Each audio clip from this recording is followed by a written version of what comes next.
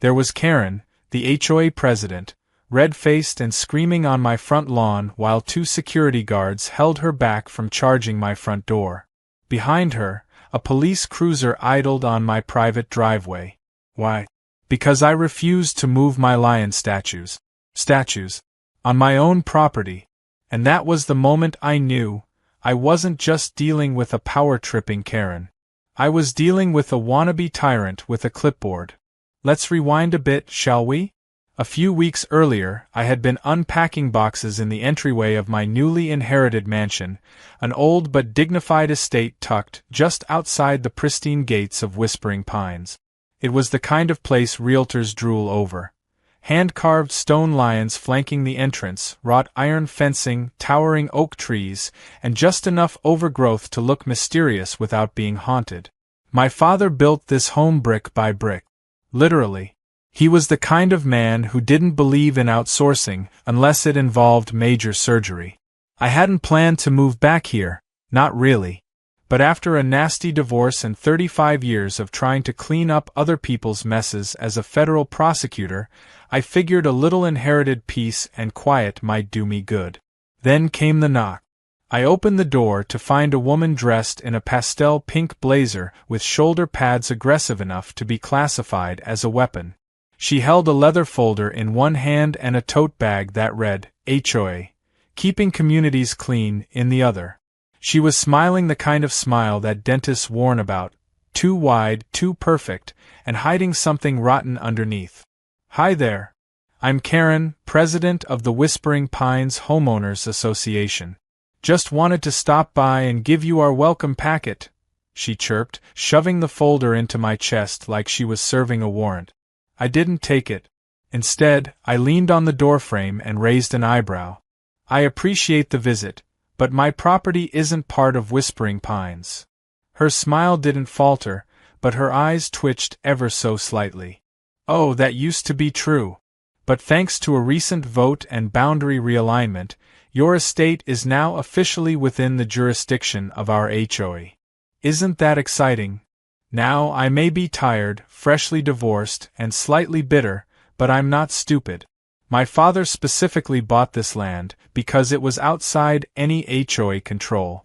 No dues, no architectural review boards, no passive-aggressive newsletters about lawn height. And certainly no Karens with territorial delusions. Actually, I said, I've already reviewed the county zoning. This land is private and not included in any HOA charter. I think you're mistaken.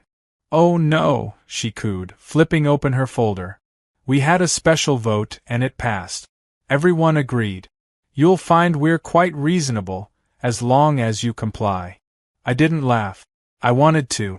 But I also didn't want to waste my best sarcasm on someone who thought special vote was a legal term. Instead, I simply said, "Good day," and closed the door in her face. That should have been the end of it. But of course, it wasn't. Within a week, I received my first HOA violation notice via certified mail.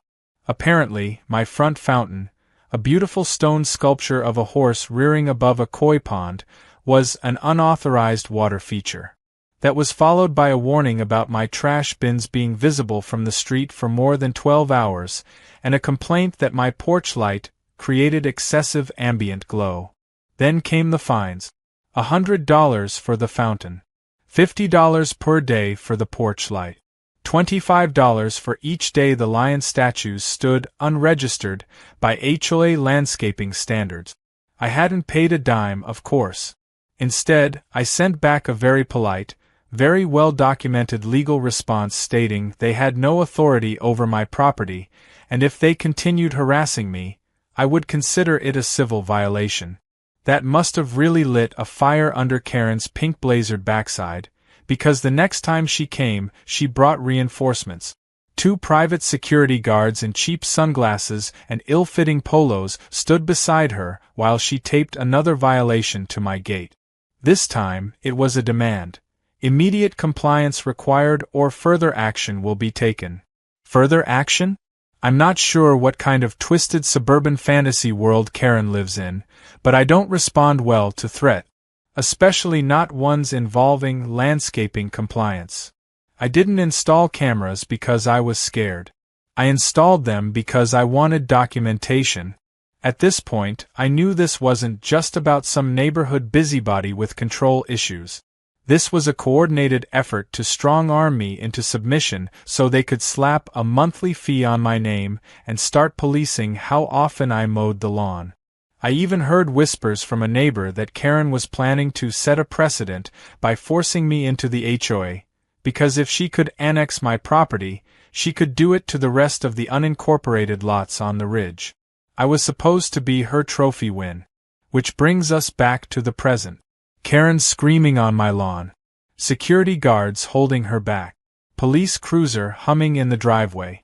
All because of 2 lions, stone ones, not live ones. And trust me, the real lions would have been more reasonable. Officer Patel, bless his heart, looked about 10 minutes away from quitting the force altogether as he stood between Karen and my door. He turned to me with a tired expression. She says you violated HOA regulations and refused to comply with a removal order. I'm not part of the HOA, I replied calmly. And they have no jurisdiction over my property. That removal order is as legally binding as a grocery list. Karen screeched from behind him. He's lying. We voted. We absorbed the land. He's a danger to neighborhood standards. Officer Patel glanced at me. Do you have any documentation? I handed him a neatly printed folder with property deeds, county maps, and zoning board statements, all clearly outlining that my land was independent and exempt. He flipped through it while Karen fumed like a kettle left on the stove. After a few moments, he handed it back and sighed. This is above my pay grade. Karen stomped her foot. Literally. If you don't do something, I will sue the department for negligence. I looked at her with the kind of deadpan expression I reserve for people who threaten federal action while wearing sequined sandals. Actually, if you pursue legal action based on fraudulent boundaries, I'll be forced to countersue for harassment, trespassing, and defamation. Oh, and possibly mail fraud, since you've been sending fake compliance notices. But hey, if you're eager for court, I do have a flexible schedule. That shut her up. For now. She left in a huff, swearing up and down the sidewalk like a malfunctioning Roomba. I thought, maybe, just maybe, this was over. But the next morning, I found a notice taped to my lion's face. This one wasn't just a fine. It was a demand to attend a disciplinary hearing at the HOA's next board meeting. Apparently, they were charging me with willful noncompliance, endangering community harmony, and my personal favorite, aggressive statuary. That's when I realized they weren't going to stop. They were going to escalate. And unfortunately for them, so was I. The notice about the hearing on my lion statue showed up on my front door like an ominous little envelope, the kind of thing you'd expect to find with a bank foreclosure notice, not some HOA nonsense. I'll admit, I was starting to feel the old, familiar rush of frustration. But at the same time, I couldn't help but admire their commitment. I mean, to file a formal hearing over a couple of stone lions, who had been standing proudly on my property for years, mind you, was truly next-level petty. I sat there on my couch, looking at the envelope in disbelief. My first instinct was to tear it up and toss it into the recycling bin. But I stopped.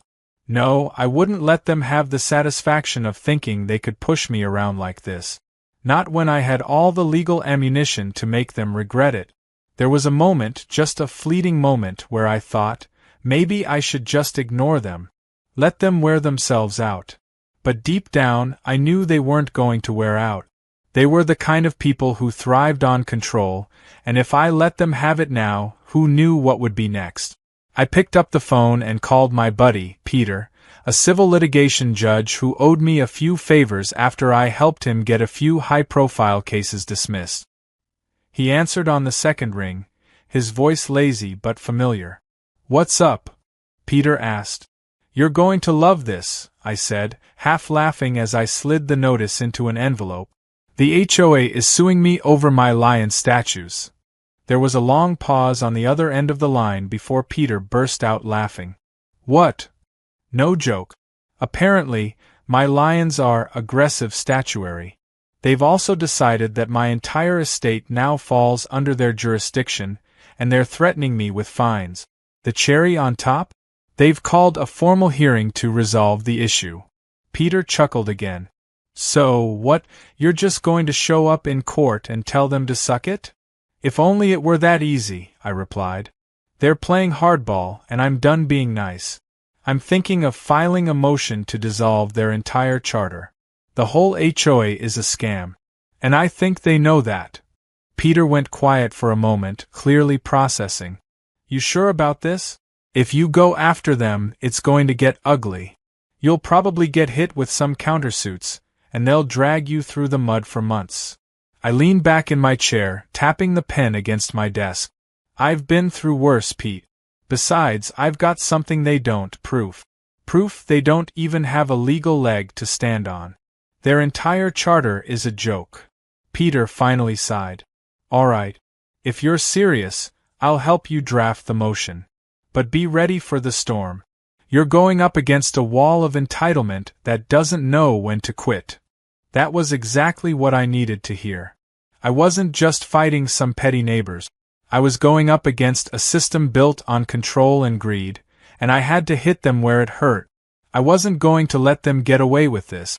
Not when I had the power to crush them under the weight of their own hubris. The next morning, I went through all of the HOA's correspondence again, just to double-check the fine details. My lawyer's instincts kicked in as I pored over the letters they'd sent me, the fine print, the various threats, everything. What I discovered wasn't just troubling, it was outright illegal. The HOA had been fraudulently representing themselves as an active legal entity, even though their charter had expired years ago. They had no legal standing whatsoever. The boundaries they were claiming didn't even match the real zoning maps, and their so-called voting records were fabricated. I spent hours going through public records, cross-referencing their claims with zoning laws and county map. The more I dug, the clearer it became. This was a scam.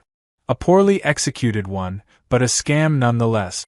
They had been collecting dues, issuing fines, and attempting to enforce regulations that were not legally enforceable in the slightest. And as a federal prosecutor, I knew exactly what that meant. By the time I had all my documentation ready, I felt a surge of satisfaction. This wasn't just about a few lions anymore. This was about exposing an illegal operation for what it was, a money grab wrapped in a shiny suburban facade. They weren't just some neighborhood bullies. They were criminals. And I was about to bring them to justice. I filed a motion to dissolve the HOA's charter and an injunction to prevent them from contacting me further. I included all of the evidence I had gathered, everything from their expired charter to the fraudulent maps they'd sent me, not to mention the forged meeting minutes and election records. This wasn't just a few complaints. This was wire fraud. Tax evasion. They were operating under false pretenses, and I was going to make them pay. That afternoon, Karen showed up at my door again. This time, she didn't have the welcoming committee of security guards with her. Instead, she had an envelope with her own set of legal documents. The look on her face said it all. She knew she was in trouble. But instead of backing down, she tried to play it cool. "Got a minute?" she asked, forcing a smile as she handed me the papers. I didn't even bother pretending to be nice. "What now, Karen? You come to apologize for all the nonsense, or are you just here to make more empty threats?" She shifted her weight nervously but managed to keep her posture rigid.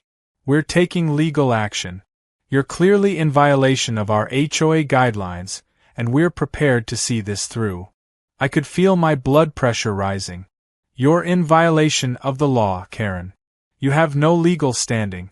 This HOA doesn't even exist legally anymore. You've been collecting money from people under fraudulent pretenses, and I have all the proof to bring your whole little empire down." Her smile faltered, but she quickly recovered. "You'll regret this. We'll make sure of it." I leaned in, staring her down. "Go ahead, Karen. You think I'm scared? I'm not the one who's been living a lie. You're done.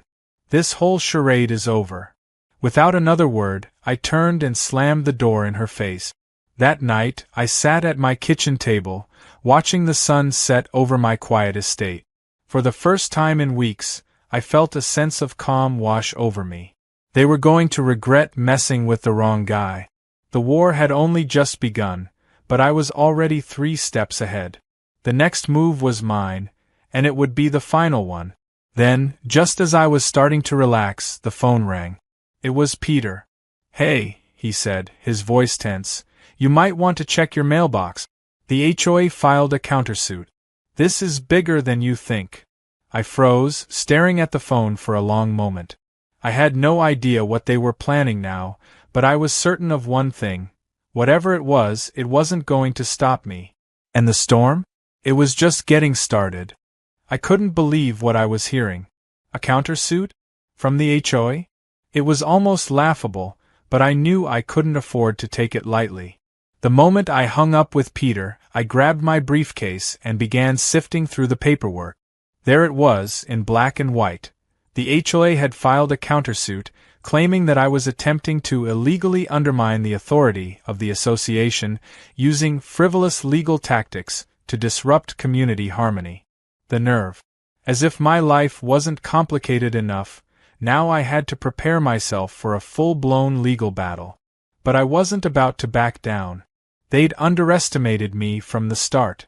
The thing about being a federal prosecutor is that I don't scare easily, especially when I know how to bend the law in my favor. This was personal now. It wasn't just about some lions anymore. It was about exposing the corruption at the heart of their little HOA empire. And I wasn't going to let them get away with it. I knew that I had to act fast. The HOA's countersuit didn't just challenge my legal standing, it was a direct attack on my credibility. The last thing I needed was to be dragged through the mud by a group of entitled amateurs with way too much time on their hands. But I also knew that the more they pushed, the more mistakes they would make. Every move they made was one more mistake I could use to expose their fraud. So, I rolled up my sleeves, got to work, and started assembling a strategy to dismantle their case piece by piece. The first thing I did was go through the countersuit with a fine-tooth comb. The more I read it, the more I realized how flimsy their claims were. They had no real evidence to back up their accusations. They were trying to make me out to be some kind of villain, but there was nothing to support it. The HOA's entire case was built on a house of cards, bluffing, threatening, and hoping I'd cave under pressure. But that wasn't going to happen. They had no idea who they were dealing with. I called Peter again, and we discussed the next step. "They're desperate," he said. "When people file countersuits, it usually means they're running out of options. They're trying to make you look bad, but they have no legal ground to stand on.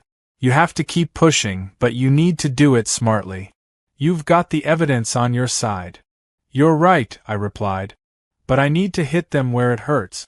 They've been operating under fraudulent pretenses for years. It's time to expose that." Peter agreed. "I'll help you draft the motion to dissolve their charter. But be prepared for a fight.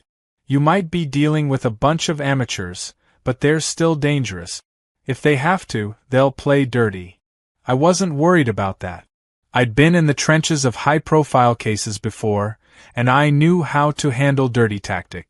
What I was worried about was how far the HOA was willing to go to protect their little kingdom. The more I thought about it, the more I realized that Karen wasn't just some overzealous HOA president, she was the face of a larger, more insidious system. They didn't just want to control property values or dictate what color my shutters should be. They wanted to control everything. And if I let them win, they'd take control of more than just my land. They'd start targeting everyone who didn't comply with their warped sense of order. I decided it was time to dig deeper into the HOA's financials. If they were going to accuse me of fraud, I might as well return the favor. I spent the next few days going through public records, uncovering more and more damning evidence. Their financial reports were riddled with inconsistencies. They had been collecting dues from homeowners under false pretenses, and some of that money had mysteriously disappeared. It wasn't just that their charter had expired, it was that they had been operating illegally for years, raking in money from unsuspecting homeowners who thought they were paying for legitimate services. It was almost too easy. All I had to do was present the evidence. The question now wasn't whether or not I had them cornered. It was how hard I was going to make them fall. And that was a question I was still wrestling with. Part of me wanted to go for the jugular and wipe them out entirely, but another part of me, perhaps the part that had been worn down by years of litigation, wanted to take the high road. Maybe I could win this with just the right amount of strategy and finesse. I sat back in my office chair and stared at the pile of paperwork in front of me. It was time to make a decision. I was no longer just defending my property. I was defending my reputation, my father's legacy, and the principle of justice. These people were crooks, and I was the one who had to expose them. The thought of them walking away without consequence made my blood boil. They had gone too far, and it was time to end it. I began drafting the motion to dissolve the HOA charter. As I worked, I could feel the weight of the case pressing down on me. This wasn't just about lions or fountains or petty fines anymore. This was about the law. This was about a system that had been allowed to operate unchecked for far too long.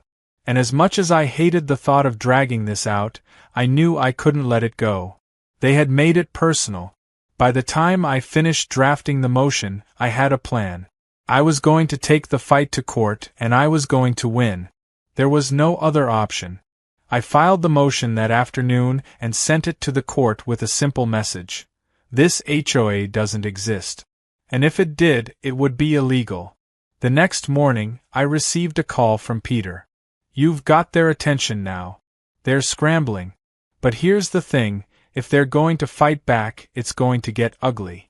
Be ready. I've been ready, I said, a sense of calm settling over me. Let them bring it. I've got the truth on my side. As the days passed, I could feel the tension building. The HOA knew they were in trouble, and they were starting to get desperate. The constant threats, the harassment, they were all signs that they were preparing for the worst. But it didn't matter. I was in control now. The ball was in their court, and they were about to learn that messing with the wrong guy came with consequences. But just as I was starting to think that maybe, just maybe, I'd be able to walk away victorious, I got another letter from the HOA. And this one wasn't like the others. It was different.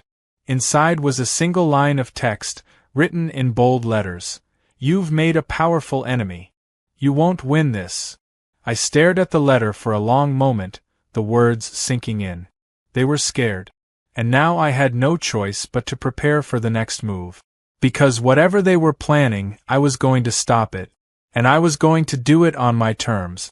I couldn't let that letter intimidate me.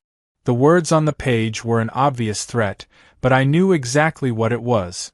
A final attempt to scare me into submission. I wasn't going to back down. I'd already come too far. The more they pushed, the more determined I became. The next move was mine, and I was going to take this fight all the way to the courtroom. I spent the next few days preparing, meticulously putting together my case. My motion to dissolve the HOA's charter was solid, backed by enough legal documents and financial records to bury them. I had the law on my side, and I had the proof that they were nothing more than a group of fraudsters. But I knew that they wouldn't just roll over. They'd fight dirty. And I had to be ready for whatever they threw at me. The day of the hearing finally arrived. I walked into the courthouse with a calm, calculated demeanor. I wasn't going to let them see me sweat. Karen was already there, pacing back and forth in the lobby like a caged animal. She spotted me the moment I walked in and shot me a glare so full of venom that I could almost feel it physically. I didn't flinch. I had bigger things to worry about than her petty attempts to rattle me. The courtroom was packed. The HOA had brought their lawyer, a slick corporate type with a shiny suit and a smug look on his face. He tried to play the role of the confident, know-it-all attorney, but I could see the nervous glances he kept giving Karen. She wasn't as calm as she wanted people to think. She was afraid. I could tell. And that was a weakness I planned to exploit.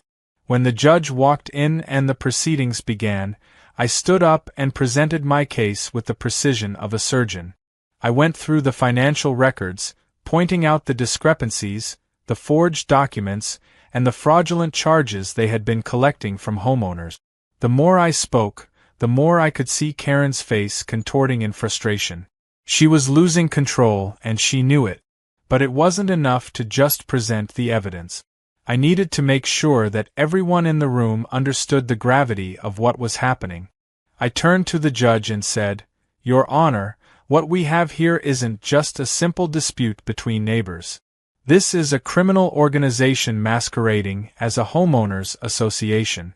They have been extorting money from innocent people under false pretenses, and they've been doing it for years. This is fraud. And if we let them get away with it, what message are we sending to the community?" The judge looked at the papers in front of him, his brow furrowed. I could tell he was taking my words seriously. The tide was turning in my favor. But then, the HOA's lawyer stood up and tried to dismiss the evidence. He claimed that the records I presented were fabricated, that I was simply making up accusations to retaliate against the HOA for minor violations. His voice was smooth, confident, but I could hear the desperation in it. He was trying to cover up for them, but he was losing ground. The more he spoke, the more the judge seemed to lose interest in his argument. That's when I made my move. I had a recording that would destroy any shred of credibility they had left.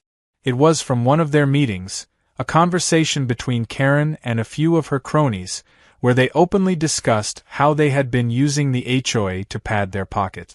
They laughed about the fines they'd imposed on residents, bragged about how easy it was to manipulate the system. They even discussed how they'd inflated the fees to make more money off of unsuspecting homeowners. I played the recording in court, and the reaction was immediate. Karen's face went white. She stood up, her mouth open in shock, as if she was about to speak, but no words came out. The room went silent as everyone listened to her voice, her laughter, as she reveled in her own corruption.